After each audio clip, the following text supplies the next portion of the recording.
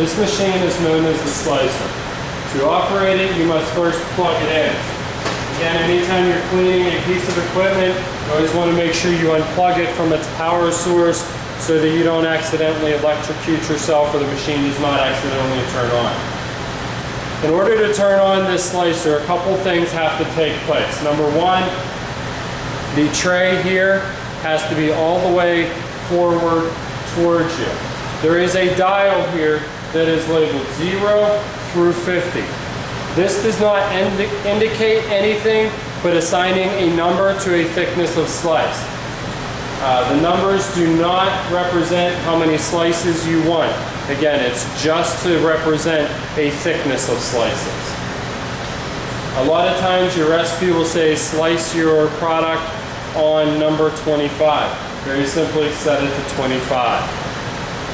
Second thing that has to take place for the machine to turn on is this dial has to be on anything except for 0. So if I turn it to 1, 2, 3, whatever the case may be, it has to be anything other than 0. It also, in order to turn on, there is a lever here that reads manual and automatic. Manual means you are going to do the slicing motion. Automatic means the machine will do it for you.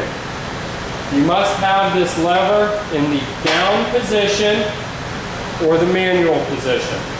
Now, in order to start the machine, there is a knob here on the front that says pull to start and push to stop. I'm going to pull it. The blade is now running. It is very quiet. You should not hear any grinding of metal or any other large or loud noises. Now I'm ready to begin slicing. I'm going to put my product into the tray here. There is a handle that if you wish to use will help to keep your product in line. There is also a couple other pieces to this slicer that if I come over here, these guards here will also keep the product in place. There is knobs here on the top that I can loosen and move these guards around to essentially sandwich my product on that tray. Depending upon what you're doing, if it is going to move around a lot, it is a good practice to use not only this handle, but these guards as well. Now that I am ready to begin slicing, I have put my product on the slicer. The proper technique for slicing is to grip the feed grip here and go back and forth with your product, making sure that it is nice and smooth. You don't want to rush and go really fast. Your product is not going to come out as nice. As product is falling out, it will come out on this side. You want to grab it possibly and stack up the product. Just be careful that your hands on the back side of this do not touch the blade. You want to ensure your own safety, so keep your fingers away from the spinning blade up top. I also said that you can put this on a manual slicing mode. Very simply to do so, have your tray all the way to the front, take your switch, pull it upwards to where it says automatic.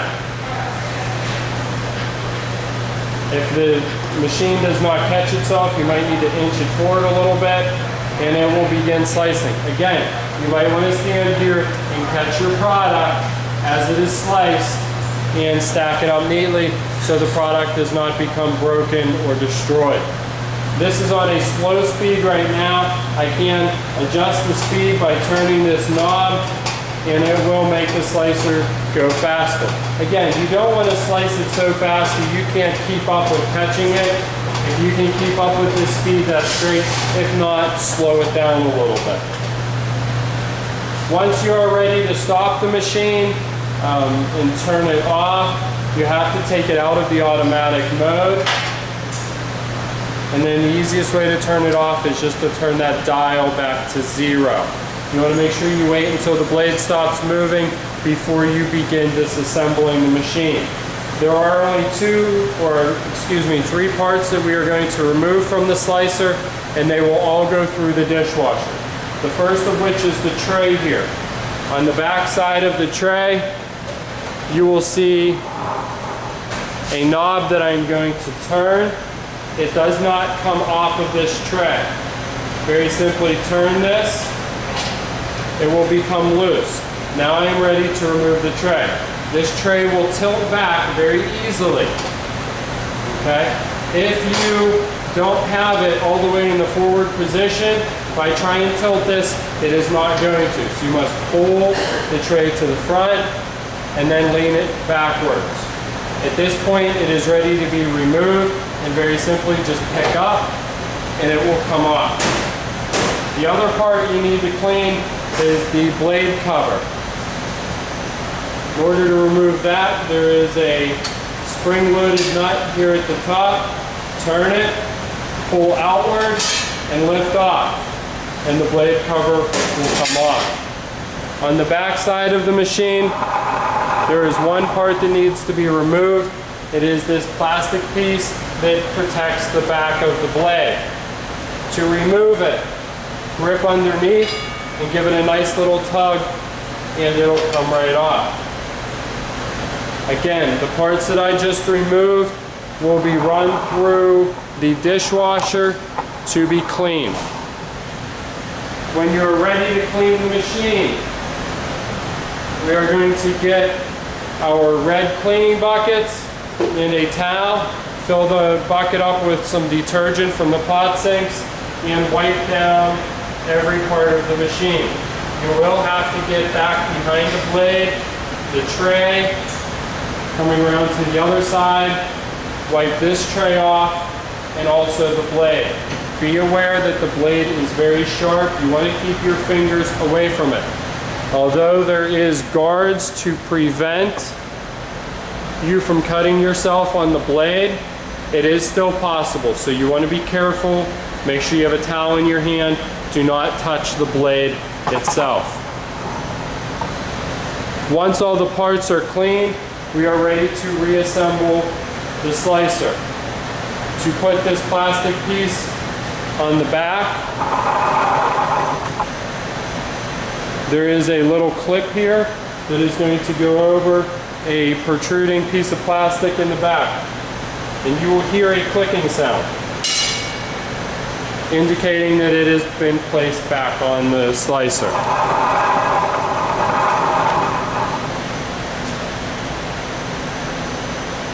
The cover, there are two notches taking out of the cover at the bottom, and then there is a hole at the top. Okay?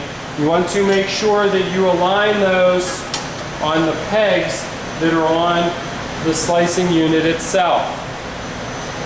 Make sure they're all lined up at the bottom first. It'll line itself up on the top, turn the spring-loaded nut, and it will lock it in place. And now that cannot be removed. For the tray, again, when we took this off, we took it off at an angle. It was not straight up and down. You want to make sure you put it back on in that same angle. It will slide onto the machine. If I do not have the tray all the way forward, it will not move.